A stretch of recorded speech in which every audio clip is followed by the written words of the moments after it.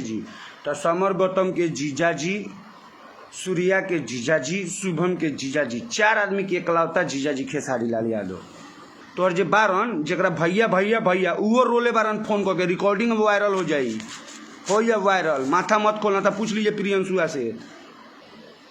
ये सब चीज ना समझेब। वीआईपी विजेंदर गलत बोल देलक रे विशालवा, बहन तोहर कैसा न रे कि भाई लोग हमरा ना रहेला, का हमर भाई खाला पिएला, ऐसे खाला पिएला आ पिटबो करेला, यही से नु साफ तनी के बुद्धि नहीं देख। सुबह मुआ एकरा बात कह देनी नु मतारी के लिए कहतनी, एकरा बाद तोरा दादी के ऐसा ऐसा गाड़ी सुनबे नु कि भीटो के जरूरी मतारी के ना पड़ता, याद रखिए, समझ।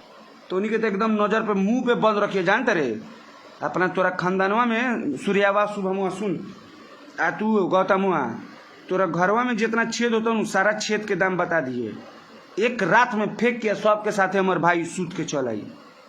देख लिए का रे शिवमुआ, तू अपना माई के 6 पैक देखेबे, कएगो पैक हो, 2 गो तक पैक होता हो आ 2 गो पैक केने हो आ का रे सूर्यावा कौनची कहत रहे बहन, तू अपना बहन के साथ सब कुछ करलिस त ना, बगल में बहन के ले लेके ब्लॉग बनावलिस। चलिए सब भाई को मेरा नमस्कार है। और आप लोग को एक बात बता दें कि कुछ भैया के जो प्यार करने वाले लोग हैं वो हमको फ़ोन करते रहते हैं कि आपका वीडियो नहीं आता है, वीडियो नहीं आते हैं। तो देखिए, ये आपका भाई है मगैया जवान, पवन सिंह का साला मगैया जवान नहीं है, विशाल सिंह नहीं है, सूर्या नहीं है कि उसको खर्ची चलाना है, रोज़ वीडियो बनाएगा, टीआरपी बनाना है। हमको अपने भाई के दिल में रहना है, हमको टीआरपी बनाने नहीं है भाई। हम अच्छा बोलते हैं, सच बोलते हैं, तनी कड़वा बोलते हैं, और कड़वा बोलने वाला हमेशा सही बोलता है। आप लोग को एक बात बता दें कि देखिए, हम गाली देना नहीं चाहते हैं, और सबसे पहले तक कह दे रहे हैं कि कुछ लोग जो लगता है जो पवन जी का टाइप, पवन जी कौन सी पवनवा, उसका जो टाइप जब ये सब बोलता है खुलियाम खेसड़िया, तो हम पवनवा का नहीं बोलेंगे। तुम मेरे भाई का सम्मान नहीं करेगा तो तोरा भाई के 1% सम्मान नहीं है, जो का करबे रे, एगो है ना उखड़ी विवेक सिंह ना हाँ, 50 बार कहनी कि विवेक सिंह अखिलेश कश्यप ना कि तू ओकरा कोठा पुत्र बोलबे तो सुन लेबे। हम तो साफ जाना नहीं सुनू, वो लोग इज्जत करेला, हम इज्जत ना देखनी, हम सीधे घुसनी छिलल बांस ले ले, जमैले रे समरवा गौतमुआ। आओ ना, तो नहीं के टारगेट करता, तू कहीं और टारगेट करवाओ तरी। अब देख तो इनके हम खेलावत नहीं खेला, सब भाई सब के मन बाकी रोज वीडियो आओ, तो रोज अब एक नहीं पे वीडियो आई, ये 3 गोरा के हम बोलने का नहीं चाहते हैं। और हाँ, सबसे पहले कुछ जो उनके टाइटल बुझल कि उनका पप्पे बारन, तो उनके मतारी के साथ हम नहीं सुतल कि हमारा पोस्टवा पर आके अपना बाबूजी ला आके कमेंट करल फालतू, तो मत करिए। आ करे वाला ये समझूँ कि ओकरा मतारी के साथ हम सुत गल बनी, यही से मिर्चाई लागल बा तो कमेंट करता, खुलियाम बोलनी। हम जरा गरिया होता नहीं ओकरा औकात हुई हमरा गरियाई, हम 4 गोरा के नाम धो के गरिया होता नहीं, ओखन के बाप के औकात नहीं के, समझ ले भाई। तो के बाप के की ई करे के का हमार वीडियो हुआ ना देखत हुई, औकात बा। हम नहीं चाहते हैं वीडियो बनाना, हम नहीं चाहते हैं किसी चीज़ को बोलने, लेकिन कोई हमारे भाई को छेड़ेगा तो हम छोड़ेंगे भी नहीं। आइए आप लोग को क्लिप दिखाते हैं, देखिए दोनों बार अपना बहन के बारे में क्या बोल रहा है, सुनिए, देखिए आप लोग वीडियो। रक्षा गुप्ता को बहन मान रहे थे, चुम्मा ले रहे थे, गुप्ता को स्टेज पे बहन मानते हैं और उसी को चुम्मा ले रहे हैं। पवन सिंह के साथ जो लोग रहते हैं वो उनको जोकर बना दिए हैं, लबाड़ बना दिए। बॉडी किसकी अच्छी है भोजपुरी इंडस्ट्री? पैक है सिर्फ। कहाँ ऐप्स है, एक फोटो खींच के भेजिए ना हमको थोड़ा, जिसमें अब टोटल आपका 6 पैक दिखे। पवन सिंह के दुश्मन भी उनके गायकी के फैन है महाराज। जोकर पवन सिंह नहीं लगते हैं, जोकर वो लगते हैं। खेसारी लाल में कोई टैलेंट है कि नहीं, ये बताइए। आप खुद बोलते हैं कि किसी के परिवार पे नहीं जाना चाहिए, आप खुद परिवार में खुद जाते हैं, तो आप तो जोकर नहीं मां चूतिया हैं। कल एगो फोटो देखे, कुमार अभिनव एगो है पत्रकार, उनके साथ बैठे हुए थे, लागत है कंगारू बैठल बा। पवन सिंह को जोकर बना दिया है, आपसे बड़ा जोकर कौन है? वो तो कहते हैं कि मैं कॉमेडी अच्छी करता हूँ। कॉमेडी, वो तो ये भी कहते हैं कि हम हिट होने के लिए पैंटो खोल देंगे। अगर जोकर होते तो उलझुल हरकत करते। आज तक देखे हैं कि पवन सिंह सोशल मीडिया पे तुरंत लाइव आ जाते हैं, चाहे कौन भैया रिएक्शन दियल बंद कर दे, सुनो तो कहाँ चल जाए, कोनो ठीक नहीं। बिना पवन सिंह का नाम लिए बच के दिखा दे, चैलेंज दे रहे हो। कल ना बोले 4 को मेहरारू भी आ, 4 को गलत थोड़ी हो सकती है, उनका उन्हीं का न्यूज़ रिपोर्टर को बोल रहा था। हम तो 2 को ऑफिशियली शादी देखे हैं भैया का, 2 को उनका बहनी से बोल रहे का। हमारा लगा तो उनका मेरा रोज से पहले पवन सिंह के भाई रहे का। छोड़िए, पवन सिंह तो आपके सामने बैठेंगे भी नहीं, आपका लेवल भी नहीं है पवन सिंह के साथ। देख लिए का रे शिवमुआ, तू अपना माई के 6 पैक देखेबे, कएगो पैक हो, 2 गो तक पैक होता हो आ 2 गो पैक केने हो आ का रे सूर्यावा कौनची कहत रहे बहन, तू अपना बहन के साथ सब कुछ करलिस त ना, बगल में बहन के ले लेके ब्लॉग बनावलिस, वो तोर बहन ना हो। अनुपमा यादव कौनची लागली, काका कहत रह से स्टेजवा पर, वो समय संस्कार कहते हैं। बात जान ले कि भोजपुरी में सबसे ज़्यादा छौड़ी का शौकीन पवन सिंह है, नहीं पता है तुमको? अपना कमाते हो ना जिसे, सरस्वती कसम खा के बोलना रे सूर्यावा, तू तो रगरग से जानत हो, शुरू से जानता रे, कितना बार का छौड़ी बाज बार हैं। आ दूसरा के कॉलेज की बहन बोलते हैं, चुम्मा लेते हैं, सुबह मुँह सुन ले, साफ माई के मुँह छिड़ल बांस लेके घुसा दे। कौन ची तू बोला तारा, तो उनके बुझा, तोरा समझ में नहीं क्या हुआ? अगर ओरिजिनल बाप के पैदाइश बारे में, ओरिजिनल बाप के, तो हमरा से लाग ना तू नहीं रे, तोर कितना औकात बरे, तोर बाप के बाप ना लागी हम। और आइए भाई लोग, आपको एक और बहुत अच्छा बात बताते हैं, लाइव में तो बता ही दिए हैं। देखिए, भाई के सार हो, दुश्मन के सार हो, या केकरो सार हो, सारे हो खिला। तो घर में अगर दूगो बेटा बा, लड़ाई होता आपस में, तो ऐसा थोड़े बा कि इनकर सार ना, इनकर सार ना। अब पवन भैया के सार भैया कहते हैं, ये सब लेकर ये थोड़े हैं, जब गलती करेंगे तो पवन में सुनेंगे। आप इसके बाद ये सब के मुंह से एक बार सुनेंगे तो हमारे मुंह से उम्मीद भी मत रखिएगा कि हम पवन सिंह कहें, पवन में कहें। तो रहो 6 पैक आए हाउ मिलवा लिए तो बढ़िया, आके तो इनके गूगल पे चेक कर लिसनू है, तो बाबूजी गूगलवा पर देखा तरह। देखिए भाई लोग, आप लोग देखिए था कि भोजपुरी में सबसे ज़्यादा ट्रेंडिंग में कौन सिंगर के गाना रहेला, देख ले, आनर मत मन देख। गूगल बोला था शायद भोजपुरी में ट्रेंडिंग नंबर 1 पर कौन है? एबीपी न्यूज के मुताबिक हम बात कर रहे हैं भोजपुरी सिनेमा के ट्रेंडिंग स्टार खेसारी लाल यादव की। Trending star Khesari Lal Yadav Bhojpuri cinema के वो नामी चेहरे हैं जिनके गाने हमेशा से ही सोशल मीडिया की लाइमलाइट में छाए रहे हैं। देख ले मैं तोर बाप के नाम बोला था ना, बाप थोड़े जीजा जी, जिनके आगे जी उनके पीछे जी। तो समर गौतम के जीजा जी, सूर्या के जीजा जी, शुभम के जीजा जी, 4 आदमी की एकलौता जीजा जी खेसारी लाल यादव। चारों के जीजा खेसारी लाल यादव। अब पूछिए कैसे ट्रांसलेट करके बताते हैं ये लोग, भैया भैया भैया भैया भैया कहते हैं। तो आप लोग कुछ ऐसा वीडियो में देखे होइएगा जिसमें विशालों को भैया कह रहे हैं, तब विशाल साला लगता है। विक्की जी सार हैं तो जी ने बोलेंगे, खूब हो तो 6-7 महीना बड़ हो, 1 साल बड़ हो, तो विक्की जी सार वरन भैया के। तो ये लोग का आप इंटरव्यू देखिएगा, विक्की भैया रे, तो सार के भैया कहते रे, कौना रिश्ता से?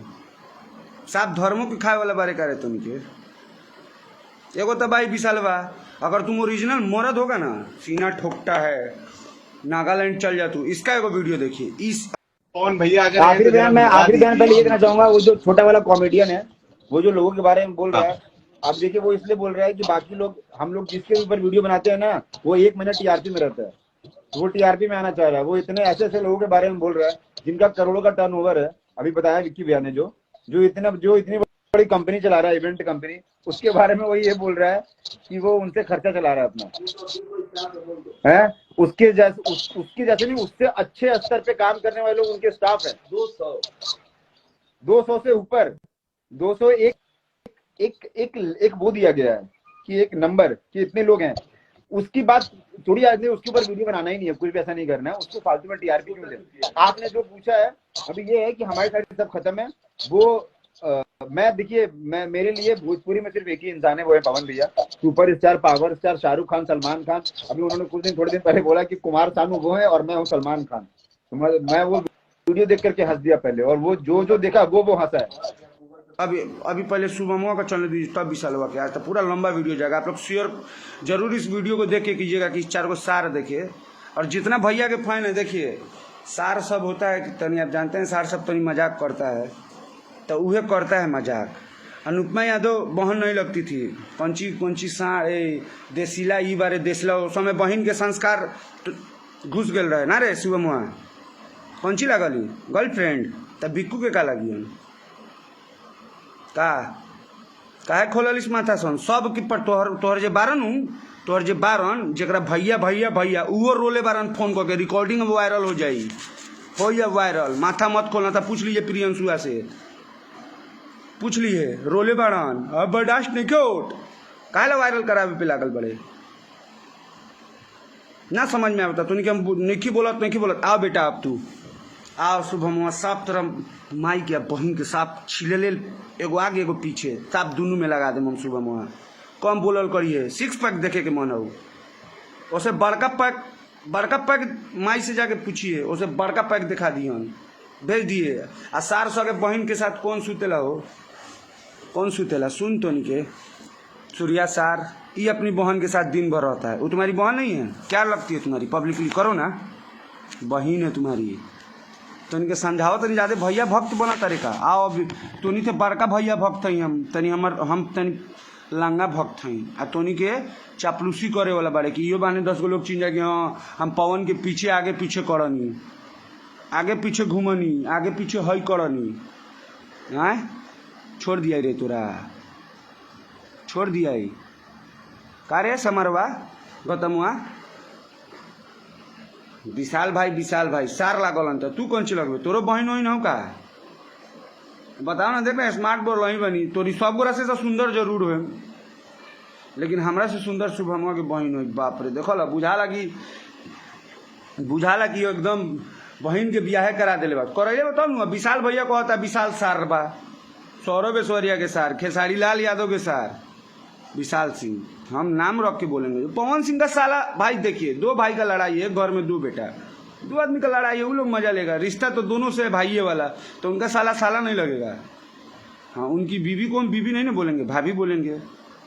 अब इस टॉपिक पे ही बात होगा कॉल इस परिवार पे जाते हैं आओ नहीं अगर हेतना तोर भैया भक्त बरन तो कह ना कह कि चाची के शौक हुआ पूरा कह देवस का ये बतवा बोला भैया तोर ना ई करियन ई तोर भैया पूरा ना करियन का जाके भैया के समझाओ ना ये सब चीज ना समझेब VIP विजेंदर गलत बोल देलक रे विशालवा बहन तोहर कैसन हो रे कि भाई लोग हमरा ना रहेला का हमर भाई खाला पिएला ऐसे खाला पिएला आ पिटबो करेला यही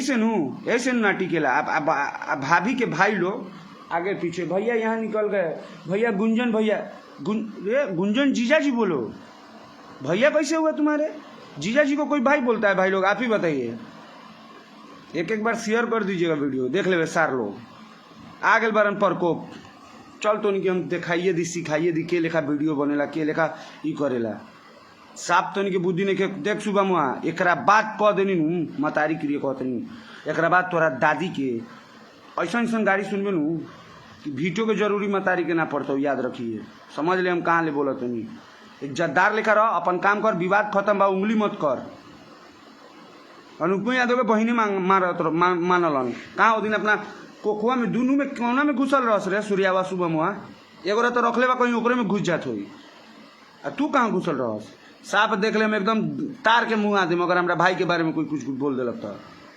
हमरा उनकरा से लालच नहीं खे तोरा पहले तोरा लालच बा पीछे घूम के ब्लॉग बनावलिस पीछे घूम के वीडियो बनावलिस हमरा देखलिस कई बेर ऑफर आ गए जाए के नाइयो जानी भेंटो ना करे जानी अरे भेंट करें तो भाईचारा में फर्क पड़ जाई मोहब्बत किसी से दिल से करो जैसे तोरा के भाई मानत नहीं नू टेलर देख ले रस अब तू टेलर देख तो उन्हीं के तो एकदम नजर पे मुंह पे बंद रखिए जानते रे अपना तोरा खानदानवा में सूर्यावा शुभमुआ सुन आ तू गौतमुआ तोरा घरवा में जितना छेद होता है सारा छेद के दाम बता दिए एक रात में फेंक के सबके साथ हमारे भाई सूत के चल आई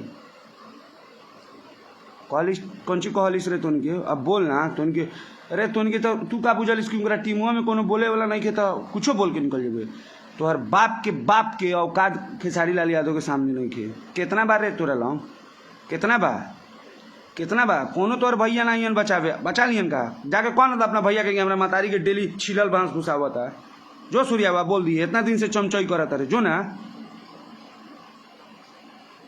ऐसे देख लड़ाई उ 2 आदमी के बाद उहे 2 आदमी के रहे के चाहिए तू उंगली करबे तो तू तनी कम करबे हम तनी ज्यादा करब हम सीधे तोरा मतारी बहन पे पहुंचे मैं सुन ले बहुत जल्द एगोरा के बहन के नाम तो साक्षी बोल रही बा अब तोरो बहन के नाम पता चल गया बगल में जो रिलेशन हो वो गाड़ी सुनता हो तैयारे रहिए तू आप मेरा इस बात को शेयर कर दीजिए आ विशालवा सुन देखिए विवाद खत्म हो गया था फिर लाइव आके बकचोदी नागालैंड चल जाओ रे साला तोरा भोजपुरी के बहुत पता हो रे कहनी तो तू वीडियो हुआ तो देखलिस लागलिस ना जानलिस कि हमार बाप हो आ विवेक जी पढ़ल लिखल अखिलेश कश्यप बोले बड़ बार ना, हम तो एकदम मतारिये से बिया कले बनी, तो बस यही से हमरा से तू लागलिस ना। अभी विवाद खत्म हो गया था भाई, देखे इसका 2 दिन पहले क्या वीआईपी विजेंदर बोल दिया, गलत बोल दिया, कह दिला घर बसाइए तो गलत बोल दिया। कौन नहीं बोलेगा, कोई जो उसी को ना बोलता है जो किसी को मानता है अपना, ना तो उसको क्या मतलब है, उसका घर बसे जियो हो रहा है कुछ हो है, आगे लिए लोग बक बक करे। विक्की जी बहन को तनी भैया के पास भेज दीजिए, ताकि भैया को तो रोज आपकी जैसी कई को बहन, आपकी बहन जैसी कई को रोज मिलती है, पता है हमको अच्छे से। एक बार अपने बहन को विशाल जी या विक्की जी भेज दीजिए। हाई 2 आपके और जो भाई हैं 3 समर, गौतम, सूर्या, शुभम, समझा दीजिए लोग को। ना तो जीजा जी के जो आपके छोटका भाई है ना सौरभ ऐश्वर्या, बहुत खराब आदमी है, सारा बहन के छिलल बांस लेके घुसाएंगे। तो इसलिए आप लोग तो सदर, इसके बाद अगर हम किसी का वीडियो देख लिए तो अपना मतारी दादी फुआ करवावे ला तैयार रही, वही वीडियो बनाई। चलते नहीं, बाय।